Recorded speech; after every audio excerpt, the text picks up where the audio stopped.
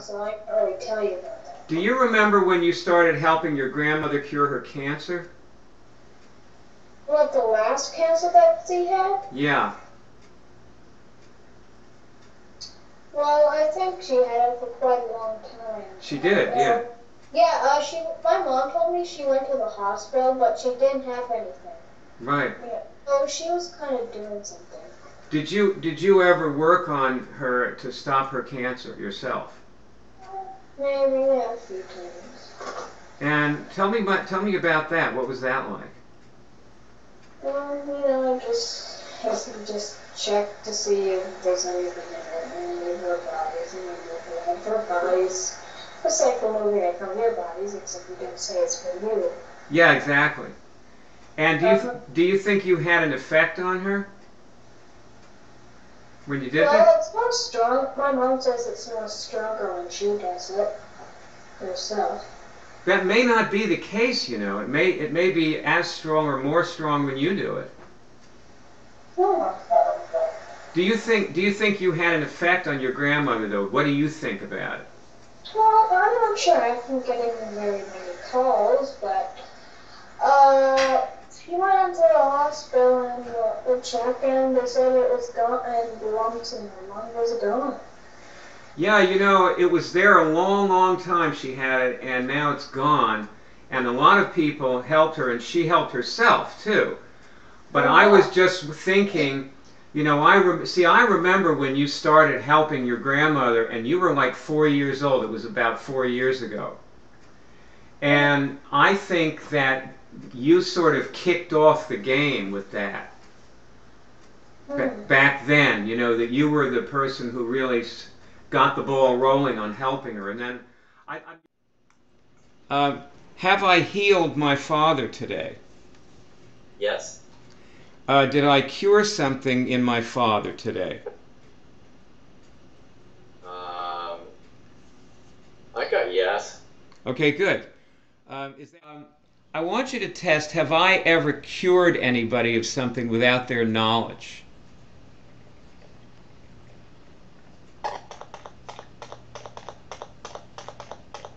I'm getting a yes. I mean, I think that's a loosely held definition of cure.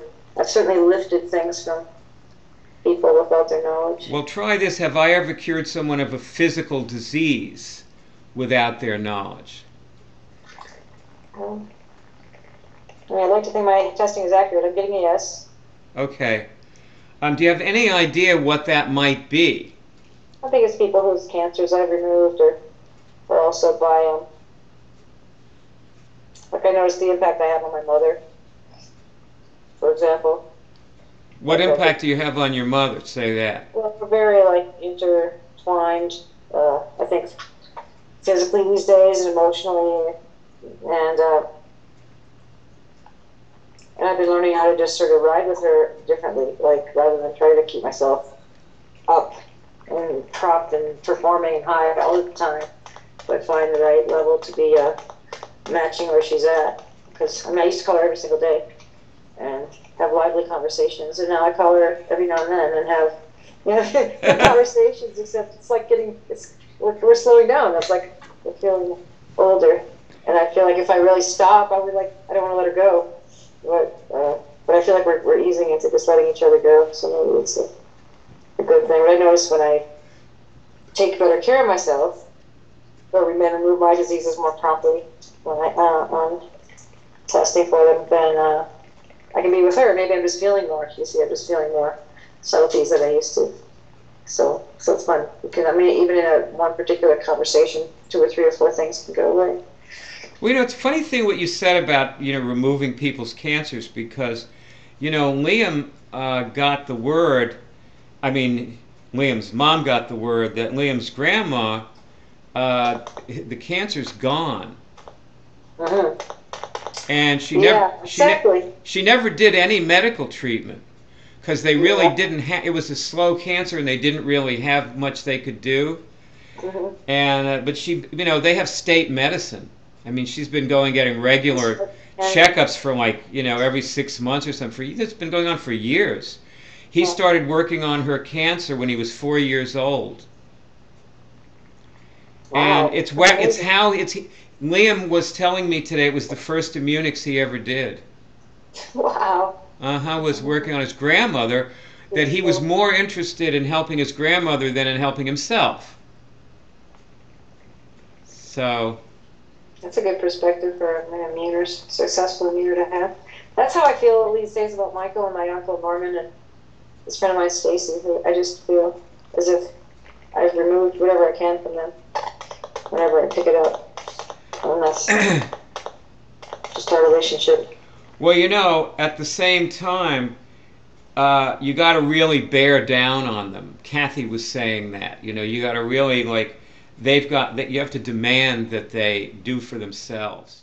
Yeah. Is that easy for you to let in that you did that? Yes. Did you do it intentionally? Did you know that you were doing it?